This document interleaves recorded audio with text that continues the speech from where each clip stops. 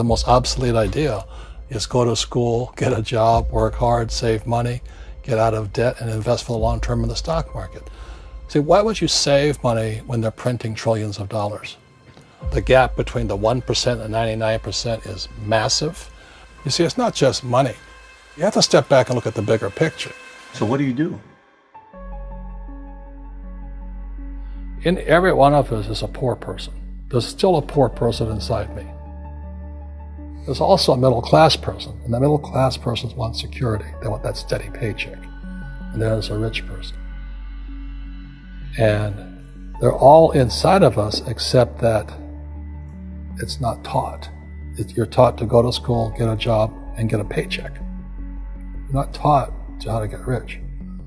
If you read Rich Dad, Poor Dad, my rich dad refused to pay me. He said the paycheck was one of the most damaging things you could take in your life. He says the moment you take a paycheck, you're an employee, and that's the mindset. So my rich dad never paid me. It drove my poor dad, government employee, nuts. You gotta pay people, you gotta pay people.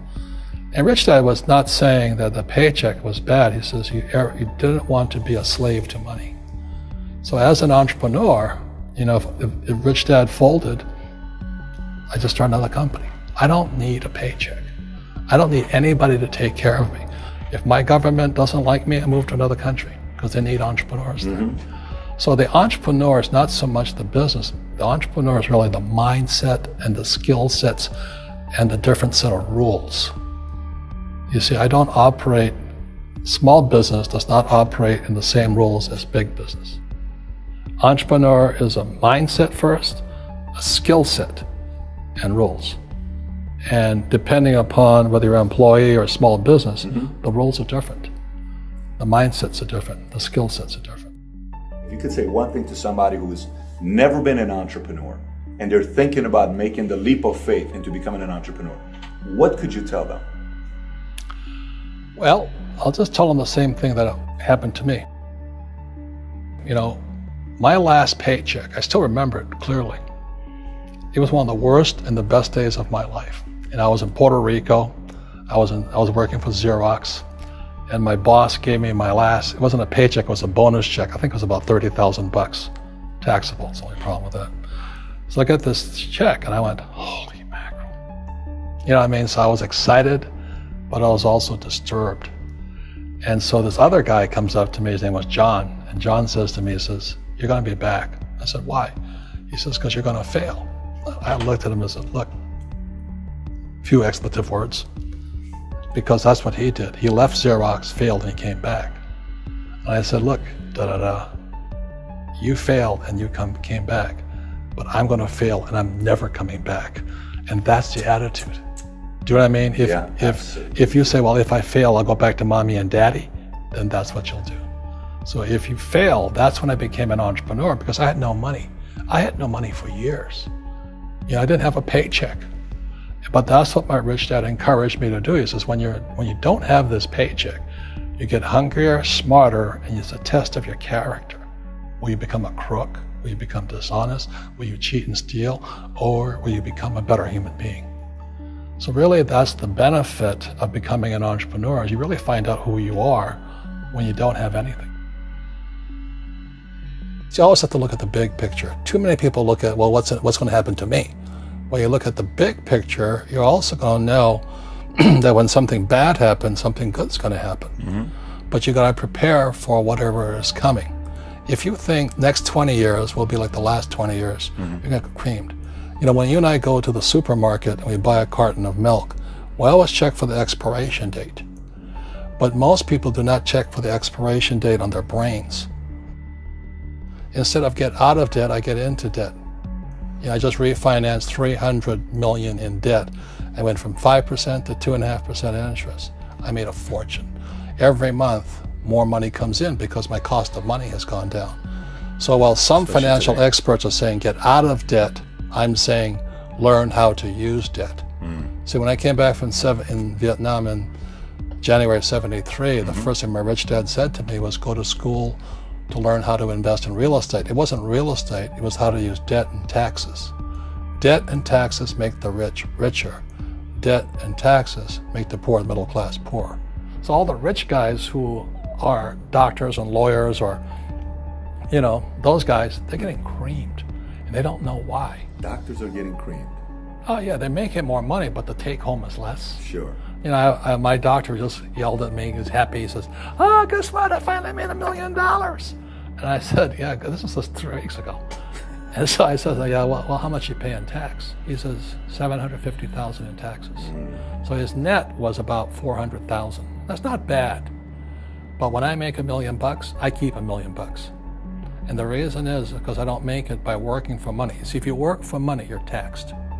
So that's why lesson number 1 in Rich Dad, Poor Dad is the rich don't work for money. What we do instead is we create businesses as entrepreneurs. We acquire real estate. I don't invest in the stock market. Okay? So the reason is because as entrepreneurs, I have more control over my income, how much I make, and how much I pay in taxes. And because I'm an entrepreneur as well as an investor in real estate, I pay 0 tax. So every time I make, let's say, $1 million as an entrepreneur, I immediately invested in real estate and I have a 4-to-1 step up. So I put $1 million in real estate, I get $4 million from the bank. That's why I love banks. But the banks are screwing everybody else, terrible, but it's good for me. That's why you say when you print, it's good for you, but when you print, it's bad for people that work for money. Because when you print, savers get creamed and people who work for money get creamed. When they print, debtors get rich. You see, debt and taxes make the rich richer, and debt and taxes make the poor middle class poorer. When we have obsolete ideas, we get obsolete results. So what's happening for most people, the idea of going to school, getting a job, working hard, saving money, getting out of debt, buying your house because it's an asset, and investing for the long term, is obsolete. The world has changed. The world changed in 1971 when President Nixon took us off the gold standard and money became debt. What if we get rid of school? Then what would happen? Would it be better if we had no educational system at all? No, I'm saying education is more important before. It's just obsolete. There's Moore's Law which states information doubles every 18 months. In other words, everything's obsolete 18 months. So, and this is just a recent phenomenon. So when you come out of school, you're already obsolete. And that's why I'm the old guy, I meet my friends who went to Harvard. I went to Harvard. I said, yeah, that was how long, 50 years ago? Today, the banks are charging you interest to save money. In other words, banks don't want your money because they printed too much of it. And that's why there's this bubbles in stocks and bubbles in real estate and all this. People are dumping the cash because, as I said in here, savers are losers and cash is trash. And yet people are, well, I want a high-paying job. Well, that's an obsolete idea. Get out of debt is an obsolete idea. You should learn how to get into debt, how to use debt to get rich, and they'll never teach you about taxes. The reason the 1% is way up here and the 99% are going this way is because when you print money, 2 things happen: inflation and taxes. It's crushing them. And any entrepreneur thinks, I'm just going to make money, I'm going to start a business and make a lot of money because of what we talk about. They really have got to smell the roses, man. That's not what the real entrepreneurs are doing. Most entrepreneurs, there's 28 million small business owners in America. 24 million are what are one-person entrepreneurs. They're called non-employee entrepreneurs. So and that's what happens is when people don't really understand what an entrepreneur does. So most big people are self-employed, but they're not really entrepreneurs. The self-employed pay the highest taxes of all, and nobody tells them that. Yeah, it's also called the entrepreneurial spirit, but what we were actually talking about was there's no such thing as a bad economy. There's external, you and I, we all have an external economy, but we also have an internal economy, and the willpower is to change our internal economy. So for me, I can see the good and I can see the bad. I don't really give a damn because I'm going to be rich anyway. But a poor person with a poor personal economy, all they're going to see is a bad economy because they don't know how to make money in any economy. And a middle class person, they have a middle class economy. What they want is a nice house and a steady paycheck and the job and the car. And so when you take their job away, to them, that's disaster. Well, since an entrepreneur doesn't have a job anyway, it's no big deal. So all I'm saying to people, and it's what Bucky Fuller taught me, is always two sides, you know what I mean? Unity is plural, at minimum two. So if you think the economy is bad, it's because your economy is bad.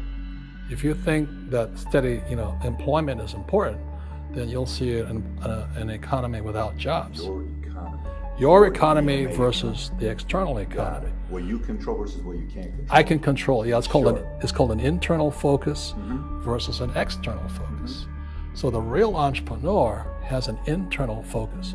That if they fall down, they say, "Oh, this is good, because I'm going to go up higher." The average person will fall down and say, "Oh, I'm going to take some Prozac," or somebody has a mistake. So, "Oh, the mistakes don't matter." Well, mistakes matter. It means you didn't know something. But a real entrepreneur, whether they fall down, they always can go up. They can stand back up and go higher. That no matter what happens to them, they get stronger and better and smarter and happier. But a person with a weak internal mindset is that they're so afraid of what happens, it generally happens. Like, people who are afraid of losing their jobs, they generally lose their jobs. You know what I mean? Yeah, so everything comes through you. Yeah, so the entrepreneur first job is to control inside here, not outside there. The moment you take that paycheck, you're an employee. You've got to be stronger than that. It's about inside control.